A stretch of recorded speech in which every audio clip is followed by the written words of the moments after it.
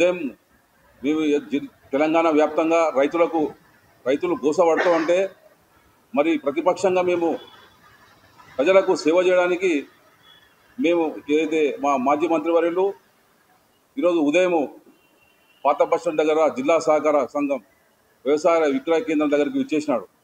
అక్కడ మేమందరం కూడా ఉదయం 7:30కు రావాలంటే అక్కడ రావు. ఎందుకంటే రోజు రైతులు అక్కడ 3 రోజుల నుంచి రాత్రి అనక పగలనక వాళ్ళు తిండి తిప్పలు లేకుండా అక్కడ వాళ్ళు చెప్పులు లైన్లో పెట్టి ఎరువుల కోసము వాళ్ళు ఉంటున్నారని మాకు తెలిసింది. దానికి తెలిసినప్పుడే మేము ఈరోజు ఉదయం పాత బస్ స్టాండ్ దగ్గర వెళ్ళడం జరిగింది. అక్కడ ఉదయం మరి రైతులు అక్కడ చెప్పులు లైన్లో పెట్టి 6-7 మంది రైతులు ఉన్నారు. అక్కడ ఏదైతే ఒక వ్యక్తి మూర్చపోయి అక్కడ నాకు ఫిట్స్ వచ్చినాయి, మూర్చపోయి అక్కడ కింద పడి ఉన్నాడు. అక్కడ ఉన్నట్టు రైతులు మేము అడిగినాం, ఈయన ఎవరు అంటే రాత్రి నుంచి ఉన్నాడు ఇక్కడ చలికి ఆయన మూర్చ వచ్చి ఇక్కడ కింద పడి అని చెప్పేసి వాళ్ళు అక్కడ ఉన్న రైతులే చెప్పడం జరిగింది క్లియర్గా మాకు. అక్కడ 2 టౌన్ కానిస్టేబుల్ ఉన్నాడు, అక్కడ ప్రత్యేక సాక్షి. అప్పుడే మేము వచ్చిన వెంబడే మా మాజీ మంత్రి వారు శ్రీనివాస్ గారు ఇచ్చేసినారు. మరి వారు వచ్చిన వెంబడే అరే నాకు ఆరోగ్యం ఫిట్స్ వచ్చింది, గురుగు వస్తుంది నోట్లకి వెళ్ళి అని చెప్పేసి ఇమీడియట్లీ 108 ఫోన్ చేసి అంబులెన్స్ తెప్పించి వారి ఆరోగ్యం పరిస్థితి గమనించి ఇమీడియట్లీ వారికి ఇక్కడం జరిగింది. దీనికి వీరు రైతులకు మేము సేవ చేస్తుంటే రాజకీయం చేస్తాము, ఏమి దొరకక శ్రీనివాస్ గౌడ్కు ఏం దొరకక ఇది దొరికిందని చెప్పేసి ఒక రిక్షా వ్యక్తి అని చెప్పేసి ఆయన అక్కడ పడి ఉన్నాడు. రైతులు వాళ్ళే చెప్పిండ్రు ఆయన రిక్షా వ్యక్తి రైతా ఎవరు అని మాకు తెలియదు.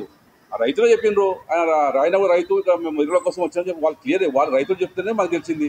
ఆయన ఎవరైనా కానీ అక్కడ కింద పడి మూర్చబడినని చెప్పేసి మేము ఆయన ఇమీడియట్లీ వాళ్ళను సహకారం చేయడం తప్పైపోయింది. శ్రీనివాస్ గౌడ్కి రైతులు పడుతున్నటువంటి ఏదైతే మీకు కేంద్రము యూరియా ఇస్తుంది అని అందరు తెలుసు, ఎక్కడి నుంచి వస్తుంది యూరియా మరి మీరు రాష్ట్ర ప్రభుత్వంగా ఇచ్చేటి రాష్ట్ర ప్రభుత్వం ఇస్తుంది కాబట్టి మీరు రైతులు ఏదైతే మోసపడుతుందో వాళ్ళు సరైన సమయం వాళ్ళు రైతులు ఇస్తే ఏదైతే యూరియా ఇస్తే వారు అక్కడ పండించి వాళ్ళు చేసుకుంటారు. వాళ్ళకు లేకుండా గత ప్రభుత్వంలో మా కేసీఆర్ ప్రభుత్వంలో ఈ బాధలు లేకుండే ఇప్పుడు ఉన్నాయి. వీరందరూ కూడా తెలంగాణ వ్యాప్తంగా గమనిస్తూ ఉన్నారు. మీరు గత వారం రోజుల నుంచి ఈ రాష్ట్ర వ్యాప్తంగా రైతులు యూరియా కోసం ఎన్ని ఇబ్బందులు పడుతూ ఉన్నారో మీరు సోషల్ మీడియా ద్వారా ప్రింట్ మీడియా ద్వారా ఈ సమాజానికి ఎన్నో విషయాలుగా చెప్పడం జరిగింది.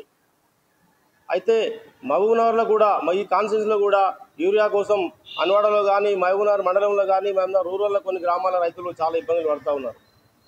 ఒక ప్రజాప్రతినిధిగా 10 సంవత్సరాలు ఈ ప్రాంతాన్ని అభివృద్ధి చేసిన ఒక నాయకుడిగా తన యొక్క రైతుల కష్టాలు తెలుసుకోవడం ఇక్కడున్న మాజీ మంత్రి గారి బాధ్యత.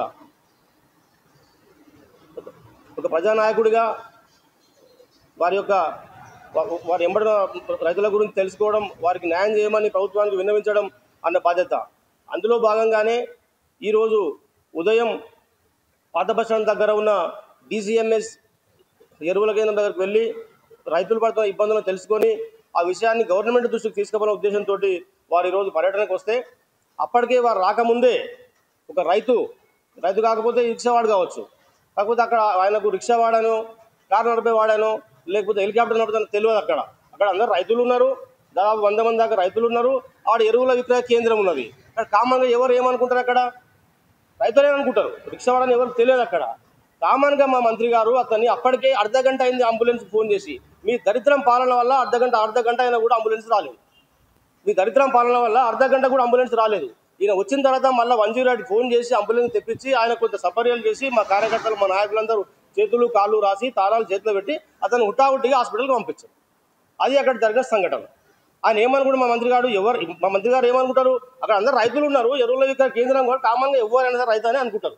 ఎవరి ముఖం మీద రైతు అని రాయరు, ఎవరి ముఖం మీద ఆయన రిక్షా అని రాయరు. అది మర్చిపోయి మేము అక్కడి నుంచి మళ్ళీ అన్వాడ వెళ్ళినాం. అన్వాడలో కూడా రైతు సేవా కేంద్రాన్ని సందర్శించినాం. అక్కడ కూడా కొన్ని లోటుపాట్లు ఉన్నాయి. అక్కడ 1350 ఇవ్వాల్సిన బస్సును 1500కి ఇస్తున్నారు. అక్కడ నుంచి వెళ్ళి మళ్ళీ మన్నెగొండ దగ్గర వాగ్రో సెంటర్కి వెళ్ళినాం.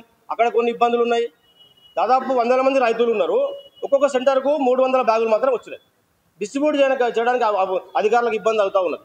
సమన్వయ లోపం ఉన్నది. ఇక్కడ అధికారులు పట్టించుకుంటలేరు. అధికార పార్టీ నాయకులు ఇక్కడ లేరు. ఇప్పుడు ఈరోజు ఎవరైతే మీడియా సెల్ మాట్లాడతారో వాళ్ళు ఫీల్డ్ తిరగాలి. మీరు రాండి, మీరు రేపు ఏ గ్రామం చెప్తారో చెప్పండి, మీరు అధికారం ఉన్నారు కదా, మీరు రాండి, మేము వస్తాం. లేకపోతే మీ ఎమ్మెల్యే గారు రమ్మని చెప్పండి, మా మంత్రి గారు పిలుస్తాం. మీరు ఏ ఊరు పెడితే ఆ ఊరికి వెళ్తాం. రైతులందరూ మాకు ఎరువులు వస్తున్నాయి, సకాలంలో అన్ని అందినాయి, మేమంతా సఫిషియెంట్ ఉన్నామంటే మేము 3-4 రాసిస్తాం, లేకపోతే మీరు రాయాలి. రైతులందరూ కూడా మాకు సకాలానికి అన్ని అందుతున్నాయి, కరెంట్ ఇబ్బంది లేకుండా ఉంది, రైతు కొనుగోలు కింద ఉన్నాయి, అన్నీ ఉన్నాయి అనుకుంటే మాత్రం మేము ఏం చేయమంటే అది చేస్తాం. మీరు అది పట్టించుకోరు. ఎంతసేపు రైతుల గురించి మాట్లాడినా, అభివృద్ధి గురించి మాట్లాడినా, మీరు ఏమైనా పని చేయకపోతే మాట్లాడితే మీరు ఏం చేస్తారు? మాజీ మంత్రి గారు చిట్టా ఇస్తాం. ఏముంది ఇప్పండి అని చెప్తున్నా. చిట్టా ఇప్పాలా మీరు? ఎందుకు చిట్టా ఇప్పలేరు? మనం ఏం ప్రేమ మీకు? దాదాపు 2 సంవత్సరాలు అవుతుంది కదా మీరు వచ్చి. ఇంకా ఎన్ని చిట్టీలు ఉన్నాయి ఇప్పండి. సదా కదా ఇప్పండి, మేము చూసుకునే రెడీ ఉన్నాం. మాజీ మంత్రి గారు చిట్టా ఏముంది ఇప్పండి. మీరు మీ దగ్గర చిట్టా లేదు, బుట్టా లేదు. ఇట్లా ఇదే విధంగా 5 సంవత్సరాలు పరిపాలన జరగాలి, ఇదే విధంగా కాలం వెళ్ళదీయాల ఉద్దేశంతో ప్రజలను మభ్యపెడతా ఉన్నారు. మీ దగ్గర ఏ చిట్టా లేదు, అక్రమ కేసులు పెట్టడం తప్ప, పోలీసులు వాడుకోవడం తప్ప, అధికారులు వాడుకోవడం తప్ప మీ దగ్గర ఏమీ లేదు. అది ప్రజలను మీరు పరిశాన్ చేస్తున్నారు. ఏది మాట్లాడినా మాజీ మంత్రి అక్రమం చేస్తున్నాడు. తీయండి, ఏముందో. గతంలో సార్ ప్రెస్ మీట్ ఇదే విషయం చెప్పినాం. మీరు తీయరు, అది మాట్లాడరు. చేతగాక, అవగాహన లేక, మీ మంత్రులకు సమన్వయ లోపం ఉంది, మీ ముఖ్యమంత్రికి తెలియదు. ఆయన ఏమంటాడు? ఈరోజు ప్రెస్ మీట్ పెట్టిన ఒక లీడరు రామగుండం ఎరువుల వ్యాప్తి కేంద్రం ఆధీనంలో ఉంది. మరి రాష్ట్రం ఆధీనంలో ఉంది. ఈ రాష్ట్రంలో పరిపాలన ఎవరు చేస్తున్నాడు?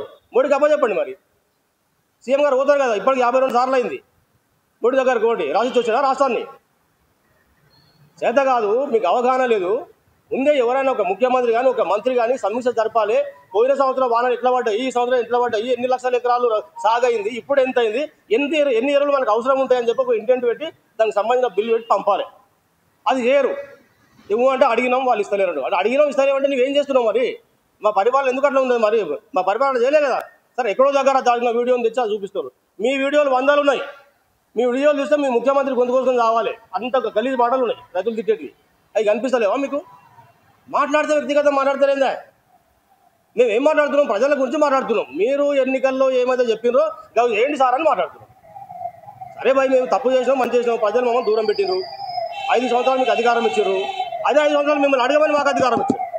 మీకు చేయమని చెప్పారు, మాకు చేయడానికి అడగమని చెప్పారు. మా బాధ్యత మేము నిర్వహిస్తాం, మీ బాధ్యత మీరు నిర్వర్తించండి.